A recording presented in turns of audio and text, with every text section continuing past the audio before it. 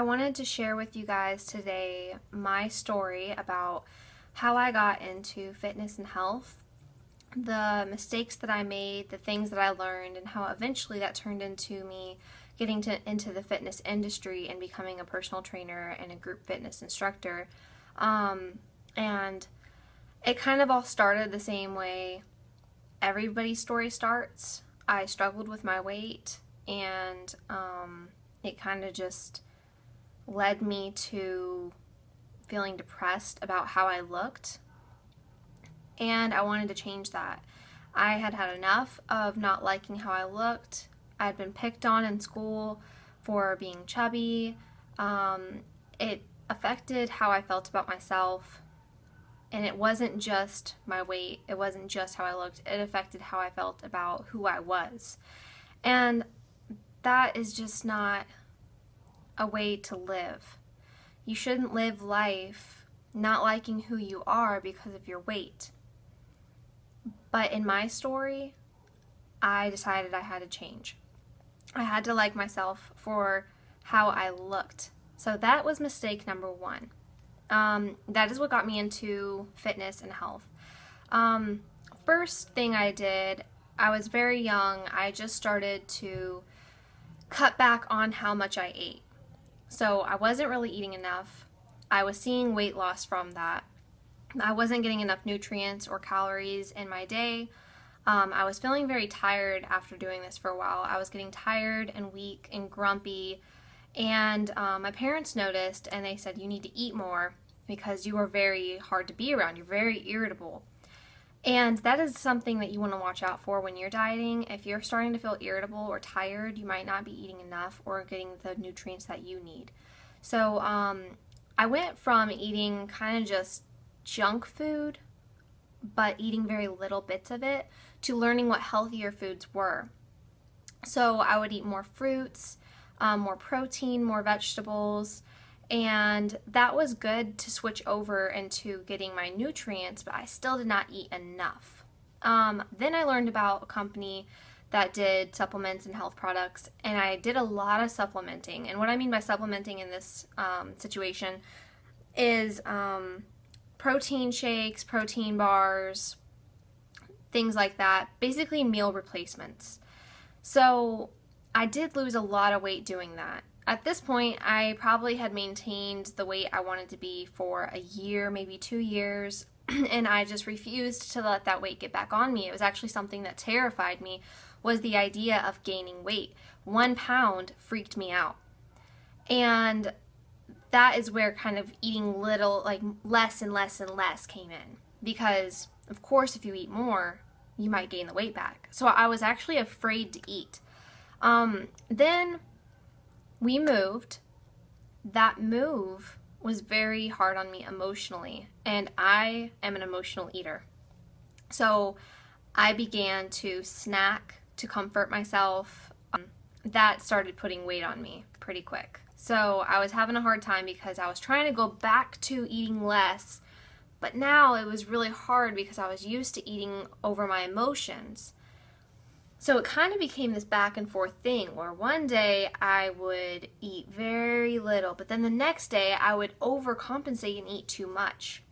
This eventually got so bad that it became binging and purging. It was two extremes. I would binge. I would eat everything I could find in the kitchen because I told myself, this is all I'm going to be allowed to eat because tomorrow I'm going to start a diet. I'm going to go on a fast. So let me get everything out of the way now. Everything I can think of. Like, okay, I'm going to want chocolate. I'm going to want donuts. I'm going to want chips. I'm going to want cereal. All this stuff. I'm not going to be allowed to have it starting tomorrow morning. So until midnight of tonight, I'm allowed to eat anything I want. So I would make myself sick. I would eat so much. I would get bowls of cereal that were just ridiculously big for someone my size. And really anybody. Nobody should eat as much as I was eating. And it would make me sick. I would feel nauseous and tired, and I would think to myself, why did I do this? This feels awful. But then I told myself, well, I have to remember this feeling because this is how bad food makes me feel.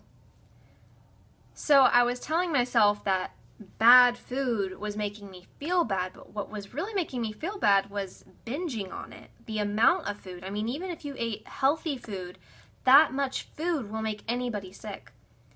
But to start my diet, I would lie to myself. I would tell myself that the bad food is what made me feel awful, so therefore I don't want it. And I would hope that that would work. But the next morning, I would wake up and it would start all over. Instantly, I would be thinking about the day. What am I going to eat? What am I allowed to eat? Oh, I can't have that. I can't have this. And I'd start feeling restricted by breakfast time. So I would try to eat something very small. Like maybe I should have half an apple and 1 egg, because then that's my healthy fruit with a little bit of protein. But it wasn't enough food. So by an hour later, I was already starving. And I told myself, no, I can't eat until lunch. And this went on for a couple days, and then boom, that binge happened again. So I struggled with that for several years. I did not become anorexic or anything that extreme. That is fortunate, because I know many people, when they are trying to get healthy, unfortunately, that is the route that they end up going. And it starts off the same way my story did. And for me, my biggest struggle was the binging. So I had to figure out a way to stop that.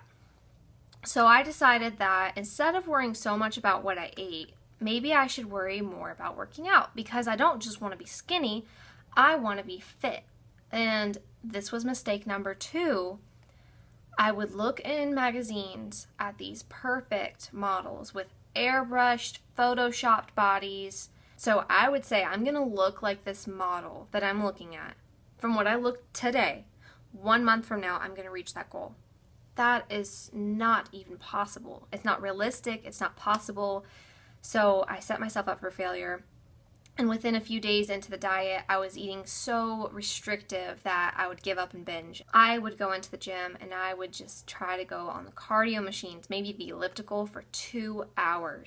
This still got me kind of into it was the wrong approach, but it got me into the fitness industry. I got really interested in exercising because it releases all those good endorphins. It makes you happy. You feel good about yourself. Dieting did not make me feel good about myself. It made me feel really bad about myself, actually.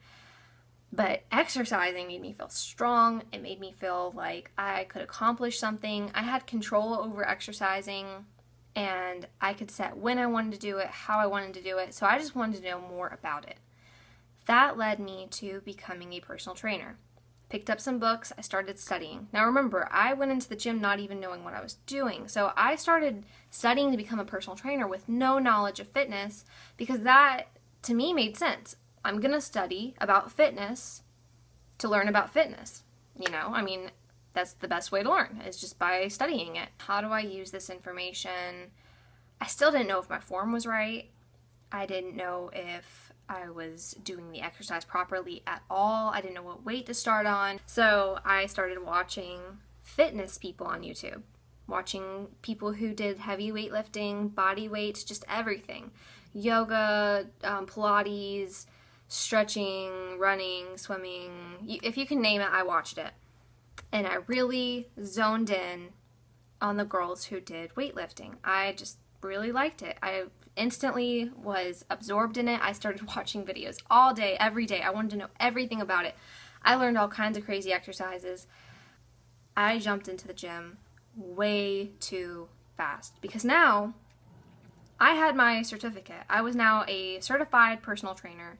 I jumped in there doing all kinds of crazy exercises, and they were not beginner-friendly exercises. So I might have had the knowledge up here, but my body wasn't ready for me to be jumping into that level of activity. I still needed to begin my workouts like a beginner who had never been in the gym, because I really hadn't been. So I started getting injured, and it just became a cycle after that.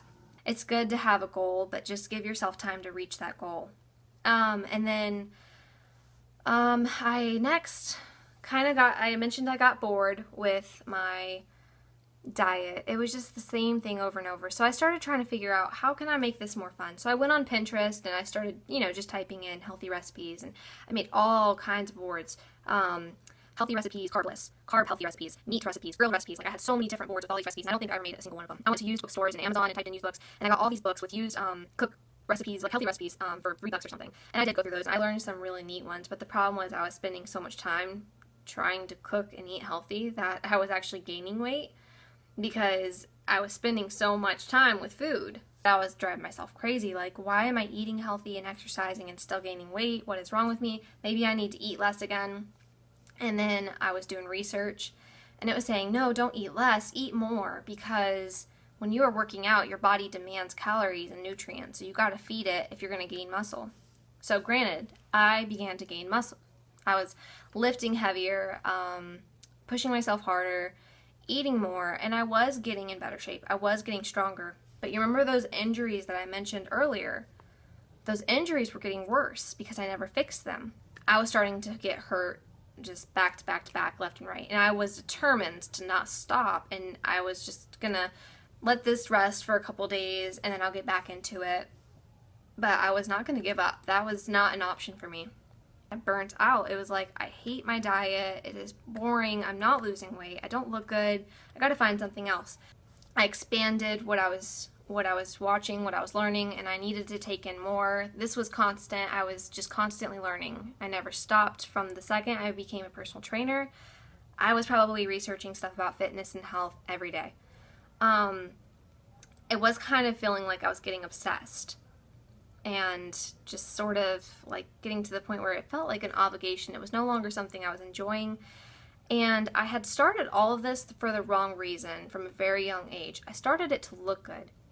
So I still wasn't looking how I wanted. It's been years at this point, and that will discourage anyone. If you're doing something for a specific reason and you're not seeing results, you're thinking, well, I'm doing something wrong, but I don't know what it is, and I'm trying really hard to get where I want, and I'm just not getting there.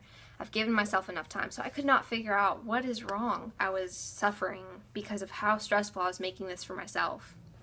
Because this all goes back to that long-time fear of, if I have one bite, I will gain weight. If I have one fry, I will gain weight. So I thought, I might need to figure out something else, because this is not good for me. It's stressing me out. Because I had been counting my calories for years. If I don't count my calories, I'm going to gain weight because I'll end up eating too much, or just, who knows. I thought, if I'm eating 1,500 calories and I go over by 1 calorie, I'm going to gain weight.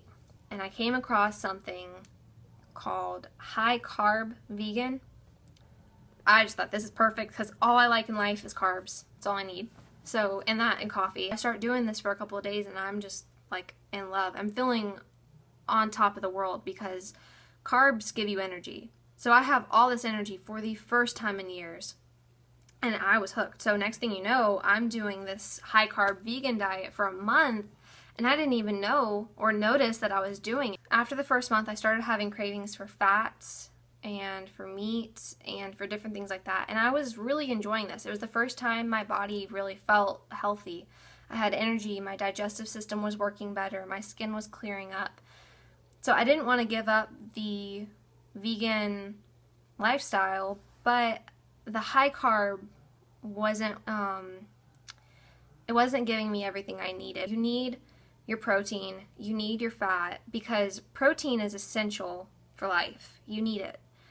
Fats are essential for life. You need those. You cannot just cut out one type of nutrient and think that you're going to be fine. Carbs do not do what fats and proteins do, because fats help deliver vitamins to your body. Proteins help recovery. They help whatever is broken down build back up. So your proteins are your building blocks of your body. Your fats are your delivery system. Your carbs are your energy, your brain function. Pretty much you need a lot of carbs. That's a huge part of your diet, but you do need some fats and proteins too. So I started thinking, okay, well, I need to get some of that, but as a vegan, I don't know where I'm going to get this from. I started